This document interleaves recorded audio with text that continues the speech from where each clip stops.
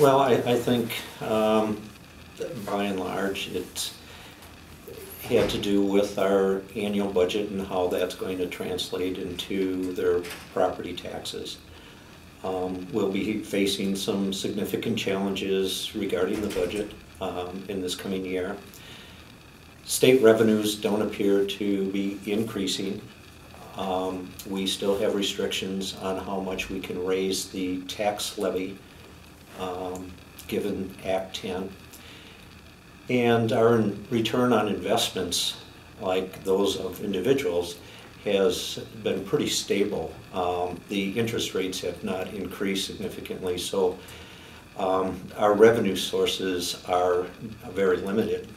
At the same time, we have a desire to maintain or increase our services. So it's going to be a challenge to be able to balance those two. And of course, this is on the minds of residents on how we're going to do that, what it's going to mean to their tax bill, as well as what might result in some of the services that the village currently provides. Well, by and large, the village's financial situation is really pretty good. We will be retiring some of our debt in the next 5 or so years, which will be a plus. We do have some reserves in some of our funds, which has helped us get through this past budget year, which we may have to rely on into this next budget year.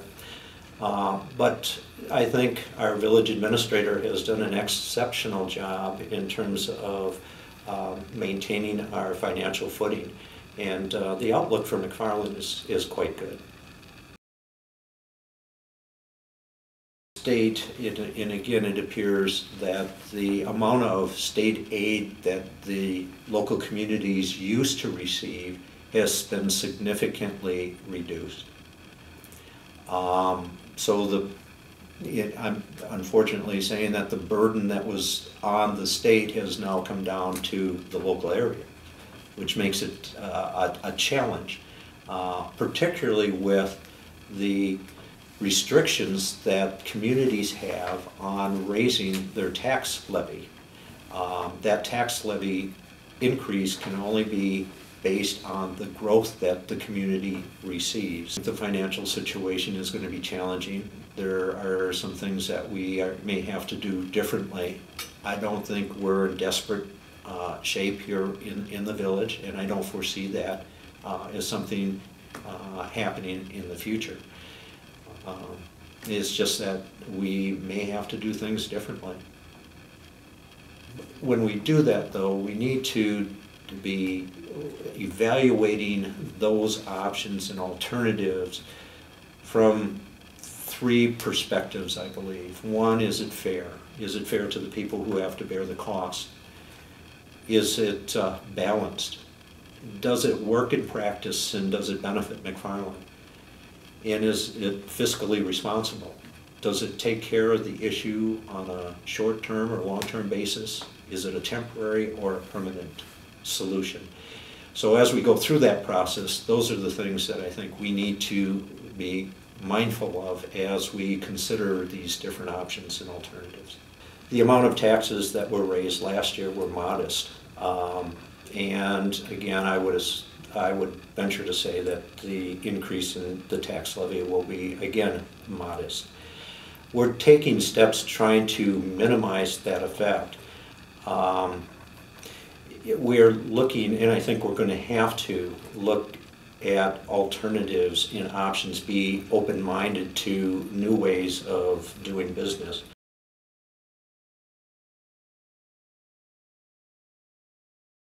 We may need to look at partnering with other communities. We've entered into a pilot project with other communities, essentially developing a purchasing consortium where the communities together will look at buying commodities that they have a common interest in, things like paper and fuel and asphalt and so forth, to see that by doing this joint venture, whether there'll be any cost savings as opposed to individual communities doing this on their own. So those are the types of things that we may need to look at further.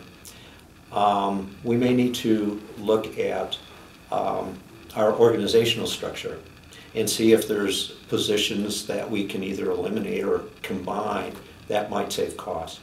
Now, we're doing this in terms of the emergency management service and the fire department, where we're looking at merging those two departments under one director.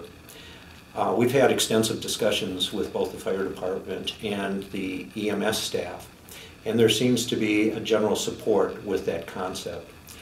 The board is looking at this and I think with the intent of increasing efficiencies without jeopardizing operations. And I think there's some potential there for some cost savings as well. The village board will be receiving a recommendation from the personnel committee on revisions to the village's personnel policy manual. And some of those revisions do have some suggested changes that could result in some cost savings. So those are the things that we're going to have to look at. Well, of course, we have the McFarland Center, which is commonly referred to as the shopping area. That has a great deal of potential for development. Again, my understanding is we've had a few nibbles, individuals who have expressed some interest in seeking some information regarding that. Now, it is part of a TIF district, so there are some incentives that we'd be able to provide on that basis. Across the street from the shopping center, there's a property that's available as well. So from a commercial standpoint, those are two prime locations. I think it's good. I think McFarland as a community has a lot to offer, and it's just getting that word out to individuals who are looking at building or relocating to other communities. We're not unlike other areas where we have experienced some of the downturn in the economy. But what I'm hearing is that we are having a number of individuals asking about some of the properties that we have available.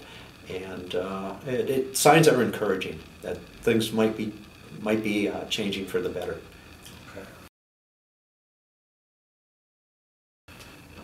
Well, that's one of the things that I would like to look at. I've had some discussions with the Chamber of Commerce and would like to enlist them in this process to grow our business sector. We have a group of successful business people who might be able to provide some insight and suggestions on how we can go about doing that. I would also like to talk to the bankers, the builders, developers, our community development authority, and maybe even bringing people in from other communities who have had some success in promoting growth within their community, and have those discussions and find out what, if anything, the village could do to incentivize some of this growth. There was an ad hoc committee that was established and recently provided a report to the village board regarding a multi-generational community senior center.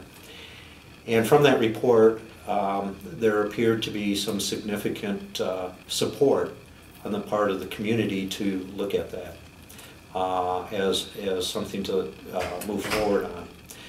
The village board discussed this at its last meeting on Monday and have talked about establishing a second ad hoc committee to look at financing, location, and what the size and scope of the project should be. I think during the next year or two that we'll see the report from this committee on whether it's feasible at this point in time to go forward from a financing standpoint and some of the other considerations. One of the things that we may be looking at is in the next 5 or better years, the village will be retiring some of its debt. And that might provide us an opportunity at that point to seriously consider the building of a multi-generational community senior center without adversely impacting the tax levy.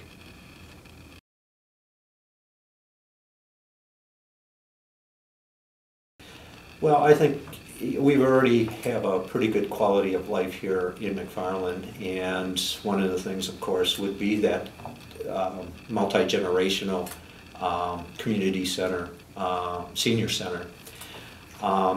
We do have plans where the Dane County will be expanding the bike trails within the community, and that will be taking place within the next year or so. So that's a very positive. As far as additional parklands and so forth, well, we'd like to expand that. A lot of that is going to depend on our development and what our financial situation happens to be in the coming years. There are plans to repave and seal some of the roads. We're looking at the park shelter at Lewis Park, which may need to either have a new roof or maybe even a new building. So those are some of the things that we're looking at.